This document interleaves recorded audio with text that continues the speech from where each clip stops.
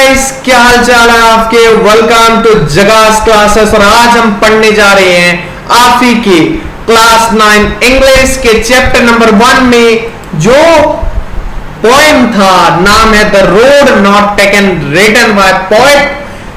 कौन थे? Robert Frost. तो उनका पोएम पढ़ने वाले हैं। क्या नाम है उसका? The road not taken. कौन सा नाम? The road not taken. तो चलो देखते हैं कैसा है पोएम। मजा आएगा, मैं बता दे रहा हूं। कंसेप्चुअल है, जैसे बोलता हूं पोएम पढ़ने के लिए उससे पहले वो राइटर का मूड, उसके पीछे की कहानी जानना जरूरत है।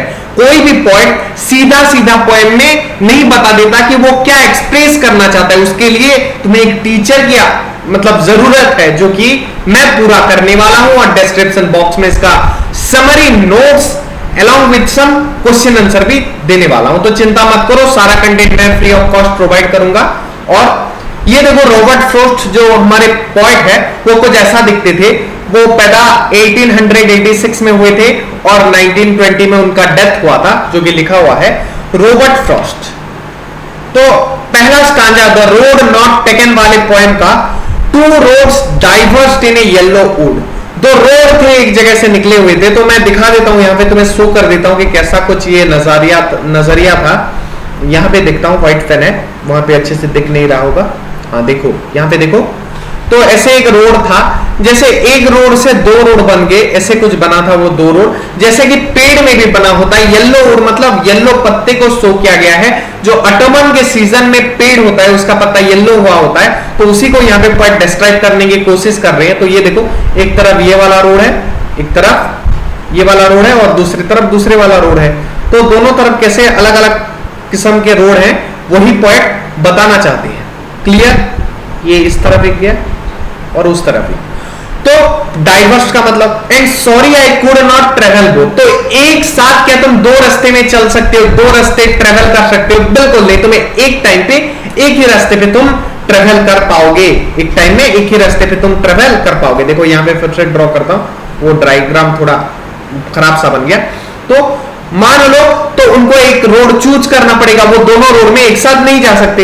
And we one traveller long I stood, जो कि मैं अकेला ट्रेवलर था वहां पे जो खड़ा था, उन्होंने look down one as far as I could. तो दोनों में जितना दूर तक देख सकते थे, पहले एक राइट वाले रोड में मान लो दिखे और एक लेफ्ट वाले में, एक राइट वाले में देखे। तो उनको जब पता चला जितना दूर वो देख सकते थे वो उतना दिखी।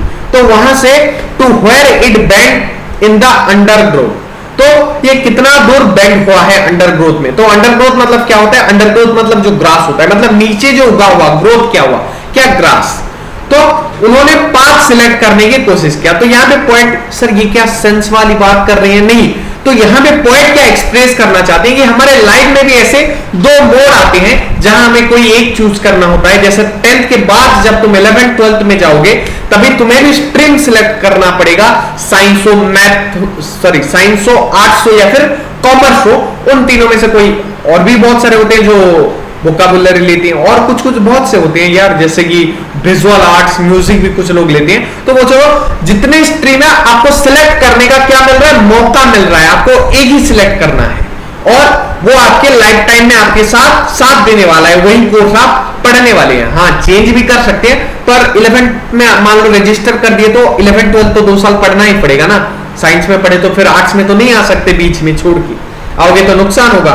तो वैसे एक रोड यहां पे नरेटर भी चूज की, और वो कैसा वाला रोड चूज किए देखते हैं। Then took the other just as fair, तो वो एक दूसरा रास्ता चूज किए। कौन सा? पहला कौन सा था सर? जो दूसरा चूज किए। तो देखते हैं, जस्ट एज फेयर, जो फेयर वाला था, मतलब फेयर बोले तो गुड, जो गुड रास्ता था, मतलब अच्छा रास्ता था, नरेटर उसको चूज किए। And having perhaps the better claim, शायद उनको लग रहा था कि उन्होंने जो चूज किया है वो अच्छा है, because it was grassy and wanted wear, क्योंकि ये ग्रासी था और वांटेड वेयर था।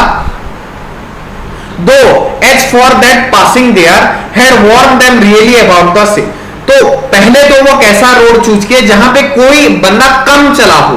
तो वहां पे अंडरग्रोथ मतलब क्या? जो ग्रास होता है, जो क्या होता है? ग्रास होता है।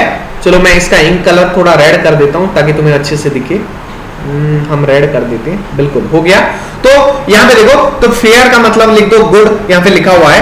तो वो कौन सा रास्ता चूज किया? जहां पे जो ग्रास था वो कम उड़ा हुआ था, वो कम यूज किया हुआ रोड में क्या होता है, ग्रास हो जाता है थोड़ा बड़ा बड़ा, पर जहां पे रेगुलर यूज होता है वहां का ग्रास क्या होता है, मर जाता है, वहां पे प्लेन दिखता है थोड़ा। तो ये कौन सा चूज किया, जो सारे लोग चूज नहीं कर रहे थे, जो सारे लोग चूज नहीं कर रहे थे, वहां पे थोड़ा ग्रास बड़ा हुआ था, वो उस रोड पे गए। पर कुछ टाइम जाने के बाद, तो as for that the passing there, वहां पे पास करने के बाद उनको एक चीज फील हुआ कि वहां पे जब वो जा रहे हैं तो शायद दोनों तरह के रोड में इक्वली ही यूज किया गया है, क्योंकि वहां के जो ग्रास है वो worn them really about the same, मतलब सेम ही वर्न आउट है, उनको ऐसा वाली फीलिंग आने लगा कि दोनों ही फील्ड अच्छा है, दोनों ही रोड अच्छे थे या फिर दोनों ही रोड बुरे थे, जो भी थे सेम लगने लगा है। Let's move to the stanza number 3। And both that morning equally, तो वो जो मॉर्निंग था वो जब इक्वली वहां पे भी मॉर्निंग हुआ, in leaves no step had trodden black, तो पत्ते भी गिरे हुए थे वो रास्ते में वो जब जा रहे थे, और ट्रॉडन ब्लैक मतलब क्या, एक्सट्रीमली ब्लैक, जब तुम कहां से चलते हुए जाते हो तो काला निशान कुछ नहीं पड़ रहा था। Oh I kept the first for another day, तो यहां पे क्या मतलब है कि वहां पे अगर कोई चलता है तो निशान पड़ेगा, तो उस दिन वो अनदर डे में कोई चला ही नहीं था, वो पॉइंट ही पहले थे उस रास्ते में चलने वाले, उस दिन का पहले कोई चला होगा क्योंकि ग्रास भी तो वर्न आउट हुए थे ना, पर उस दिन के लिए पॉइंट पहले थे। ये क्वेश्चन आ सकता है, याद करो पॉइंट क्या थे, पहले थे उस morning. Oh I kept the first for another day yet knowing how well lands on to way, तो ये जानकर कि कैसे वो वे में चले, अच्छे चले से चले। आई doubted if I should ever come back, तो ये बोले कि yet knowing how well lands on to way, तो यहां पे जो बोले हैं ये आई केप्ट द फर्स्ट, मतलब वो दूसरा वाला रास्ता चूज किए थे, जो फर्स्ट वाला रास्ता था वो क्या हुआ था, वो उन्होंने नेक्स्ट डे के लिए मतलब कुछ अलग एक दिन के लिए छोड़ दिए थे। यहाँ पे स्टेप मतलब ट्रोडन ब्लैक में स्टेप एक्सप्लेन किया, केप्ट फर्स्ट रोड वो कुछ एक और दिन के लिए छोड़ दिए, मतलब मान लो कि आज तुम सोचो तुम्हारे लिए पापा 2 ट्रिप का ऑप्शन दे रहे हैं, एक है दुबई, सर कितनी बड़ी बड़ी बात करते हैं, कोई जाके आके जो एक दुबई एक यूएसए, तो कोई बोलता है मैं इस बार दुबई जाऊंगा, नेक्स्ट अगले किसी बार हम यूएसए चले जाएंगे। तो वैसा ही नरेटर बोल रहे हैं कि मैं वो जो पहला वाला रास्ता था वो किसी और दिन के लिए छोड़ दिया, पर यहाँ पे वो ये भी डाउट कर रहे हैं कि काश क्या मैं जा भी पाऊं ना भी जा पाऊं, या तो जान बचा होगा। जैसे हम स्ट्रीम का एग्जांपल लेते हैं, कोई बच्चा मान लो आर्ट स्ट्रीम में पढ़ता चला गया, उसने पीएचडी कर लिया मान लो आर्ट्स के किसी सब्जेक्ट में, उसके बाद वो चलता ही चला गया, क्या फिर वो आके +2 मतलब 11th-12th जो होता है, कहां पे +2 बोलते हैं, कहां पे 11th-12th सीबीएसई में बोलते हैं, कुछ स्टेट बोर्ड में +2 +3 बोलते हैं, तो फिर से वो आके साइंस में पढ़ सकता है, हाँ पढ़ सकता है, पर डाउट है ना, बहुत कम चांसेस होते हैं। वैसे पॉइंट भी बोल रहे हैं कि एक वे में अगर एक बार चले गए तो उस पे लौट के आना, ये लाइफ के साथ पॉइंट रिलेट कर रहे हैं सारे जगह को, कि कैसे अकेला चलना होता है, कि कैसे अगर एक वे में एक बार घुस गए तो उससे वापस आके फिर दूसरा रास्ता पकड़ना कितना मुश्किल होता है, और वो चांसेस भी उसके बहुत कम होते हैं, वही यहाँ पे एक्सप्लेन कर रहे हैं। तो स्टैंजा नंबर 4 क्या बोलता है, I shall be telling this with a साइ, तो यहाँ पे ये बोल रहे हैं कि चलो पूरा पैराग्राफ अच्छे से समझाऊंगा तो अच्छे से समझ में आएगा। Somewhere edges and edges hence two roads diverged in a wood and I took the one less traveled by and that was made all the difference। तो यहाँ पे बोले हैं कि जब समय बीतता जाएगा उनको एज होता जाएगा, जब उनके नेक्स्ट पीढ़ियां, मान लो तुमने साइंस लिया और तुम एक बहुत बड़े डॉक्टर, बहुत बड़े इंजीनियर, साइंटिस्ट, कुछ भी साइंस के फील्ड का जो भी है, पायलट बन गए, तो तुम जब तुम्हारे नेक्स्ट पीढ़ी, जो नेक्स्ट जनरेशन, तुम्हारे पोता पोती बेटा बेटी जिनको भी बोलोगे, ये बोलोगे कि मैंने ऐसा एक फील्ड चूज किया था जहां पे मैं गया, वहां पे अच्छे से चला और मैंने सक्सेस मिला। पर मान लो तुम साइंस में गए, फेल होके और लफंगा बन गए, या फिर गली में घूमते फिरोगे, मतलब मेरे बच्चे, मतलब मेरे जो स्टूडेंट्स हैं, मेरे भाई लोग हैं, तुम्हारा भैया है तुम्हारे लिए पढ़ाने के लिए, अच्छे से पढ़ाएगा तुम्हें और टॉपर बनाएगा, कोई और बच्चे का एग्जांपल ले लेते हैं, हम क्यों ले, मेरे बच्चे टॉप करेंगे, जो मेरे भाई लोग हैं वो टॉप करेंगे, बच्चा बोल देता हूं भाई की उम्र के लगोगे। तो देखो यहाँ पे कि जो अगर उसमें उसको सक्सेस मिल गया तो क्या होगा, वो खुश हो जाएगा, वो बता पाएगा गर्व के साथ कि ये डिफरेंस बना पाया, मैं एक सक्सेसफुल इंसान बन पाया जो रोड गया। पर मान लो उसमें अगर वो विफल हो गया तो वो क्या बोलेगा, वो शर्मा के बोलेगा, with A Sai of satisfaction के साथ। कब बोलेगा, जब वो सक्सेसफुल होगा। साय मतलब यहाँ पे वो शर्म वाला साय को नहीं बताया गया है, पर अगर मान लो कुछ अच्छा नहीं हुआ तो उसको दुख होगा, वो बोलेगा कि काश मैं दूसरा रास्ता चूज कर लेता, पर अगर सक्सेसफुल बन गया तो वो ऐसा नहीं सोचेगा। तो यही बताया गया है कि लाइफ में हमें दो मोड्स मिलते हैं। समराइज कर रहा हूं पूरे स्टोरी को एक बात में, और वहां पे मैंने ऐसा चुना जहां पे ज्यादातर लोग जाना नहीं चाहते थे, ज्यादातर लोग उस रोड पे नहीं चले थे शायद, पर बाद में जब उन्होंने चलना शुरू किया उनको पता चला कि यहां पे भी बहुत लोग चल रहे हैं, वो तो मुझे पता नहीं था। लाइफ में जैसे होता है एक करियर ऑप्शन तुम चूज करते हो, तुम्हें लगता है यूनिक है, पर वो असल में यूनिक होता नहीं है, वैसा ही कुछ काम हुआ है यहाँ पे। तो जब वो चलते हैं तो आखिर में बोलते हैं कि शायद एक रास्ते पे जब एक इंसान चल जाता है फिर बैक करके दूसरे रास्ते पे चलना आसान नहीं होता है और मुश्किल होता है, और उसके चांसेस भी बहुत कम होते हैं। और मान लो तुम जिस रास्ते में गए उसमें सक्सेसफुल बन गए तो गर्व के साथ कहोगे, सेटिस्फेक्शन के साथ कहोगे। अगर नहीं हुआ कुछ, तुम विफल हो गए, तो तुम क्या बोलोगे, काश मैं दूसरा रास्ता सिलेक्ट कर लेता। क्लियर? तो थोड़ा पोएटिक डिवाइस देख लेते हैं। तो यहाँ पे जो यूज हुआ है वो क्या हुआ है, एजोनेंस यूज हुआ है। एजोनेंस क्या होता है, रिपीटेशन ऑफ वॉवल साउंड। जो वॉवल वर्ड होता है जैसे ए ई आई ओ यू, ये वॉवल है, तो यहाँ पे ओ का रिपीट हुआ है। कहां पे, रोड्स, रोड, रोड्स, और क्या है, येलो, येलो, ओ रिपीट हो रहा है। तो यहाँ पे ये एजोनेंस पोएटिक डिवाइस। अगर तुम्हें पोएटिक डिवाइस में कुछ डाउट्स हो रहे हैं तो कमेंट में भरपूर मात्रा में कमेंट करो, मैं उसके लिए सेपरेट वीडियो बना दूंगा।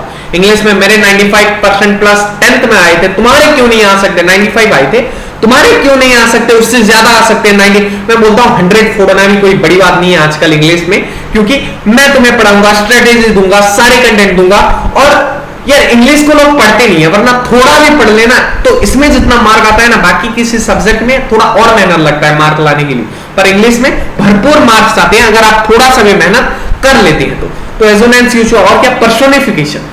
तो पर्सोनिफिकेशन क्या है, तो लाइन 8 में यूज हुआ है, देखो, because it was grassy and wanted wear. तो जो पाथ था वांटेड वेयर, वेटिंग इसे ह्यूमन नीड, तो human need, figure of speech which is used for an inanimate object और एनिमल, एनिमल बर्ड के लुक और फील के लिए, अगर यूज फील, ह्यूमन को फील करने के लिए अगर किसी और चीज का यूज हो रहा है, इनएनिमेट ऑब्जेक्ट, जैसे कि यहाँ पे वांटेड वेयर जो दिया गया है वो एक ह्यूमन नीड को, ह्यूमन का वांट जो है उसको स्पेसिफाई किया गया है, तो इसलिए पर्सनिफिकेशन हुआ है।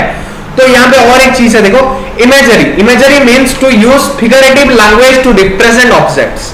तो किसी को किसी के साथ तुलना करना, इमेजिनेशन का खेल जब आता है। कहां पे, two roads diverse in a yellow wood, it's gives a picture in the mind. तो यहाँ पे जो टू रोड्स येलो वुड में कोई रोड डाइवर्स हुआ है, तो ये इमेजिनेशन का खेल है, एक रियल पिक्चर को देने के लिए, जो हमारे दिमाग में एक पिक्चर बन रहा होगा, एक येलो वुड में ऐसे, मतलब सोचोगे तो तुम्हें फील होगा। और क्या है, and both that morning equally leaves no step had trodden that. This is not imagination, it is imagery, picturisation, which is a poetic device, meaning the pattern of image or picture coming in the mind from what is written in the poem। तो जो poem में लिखा हुआ है, जब तुम्हारे mind में इसका पिक्चर बनना शुरू करता है जिस लाइन के हिसाब से, वहां के इमेजरी यूज हुआ है बोलते हैं। इमेजरी उतना इंपॉर्टेंट नहीं है। एजोनेंस, पर्सनिफिकेशन थोड़ा अच्छे से देख लो, ये मैंने इंक्लूड था। सुनो, कुछ अगर ज्यादा ओलंपियाड इंग्लिश का कुछ देने जा रहे हो तो वहां पे हेल्प हो जाएगा बोल के मैंने इंक्लूड कर दिया। वो थोड़ा कॉम्प्लेक्स पर में नहीं समझ में आ रहा है तो ज्यादा दिमाग भी मत लगाओ, पहले दो याद कर लो, हो जाएगा। Metaphor, a device which compare two things और क्वालिटीज व्हिच आर अनलाइक। तो दो अनलाइक क्वालिटीज को कंपेयर करना, 10th में भी एक करेंगे, fire and ice. A device which compares two things on like, तो poem as a whole is a metaphor, because जो poem पूरा ही metaphor है, क्योंकि यहाँ पे जो example दिया गया है वो किसी पेड़ का, किसी रास्ते का दिया गया है, पर रियल में इसका मीनिंग क्या है, रियल में ये लाइफ से जुड़ी बात है। जैसे मैंने समझा है, सारे लोग नहीं समझा रहे हैं, बस poem को बोल देने से poem खत्म नहीं है, उसके पीछे की कहानी इंपॉर्टेंट होती है। ये एग्जाम में पूछ लेगा कि कौन सा आपको मेटाफोर यूज हुआ है क्या, जिसने बस इसका वर्ड बाय वर्ड मीनिंग समझा होगा वो नहीं बता पाएगा, पर मैंने तुम्हें सब कुछ बताया है कि यहाँ पे क्या यूज हुआ है, क्या नहीं यूज हुआ है, कैसे इसका लाइफ के साथ रिलेशन है, किसका, पोएम का। यहाँ पे पेड़, रोड बात की गई है, पर रिलेशन किससे रखता है, लाइफ से। दो अलग अलग चीजें हैं, रोड और लाइफ कभी रिलेट होते हैं क्या, नहीं, पर फिर भी दोनों के बीच कैसे कंपैरिजन, तालमेल बैठाया गया है, इसलिए यहाँ पे मेटाफोर यूज हुआ है। तो इसी के साथ शायद तुम्हारा चैप्टर होता, बिल्कुल तुम्हारा चैप्टर होता है दी एंड। तो मैं लेता हूं तुमसे विदा, जाते जाते बता देना चाहता हूं, जकास क्लासेस चैनल में इस साल तुम्हारे टर्म 1 के से पहले उसका सिलेबस और टर्म 2 से पहले टर्म 2 का सिलेबस मैथ साइंस इंग्लिश का डल रहा होगा with lecture videos exercise solution PDF notes imported notes in the description box भी तुम्हें मिल रहा होगा। तो इसी के साथ मैं लेता हूं तुमसे विदा, मिलते हैं अगले वीडियोस में, तब तक पढ़ते रहो जगास क्लासेस, देखते रहो। जय हिंद, वंदे मातरम।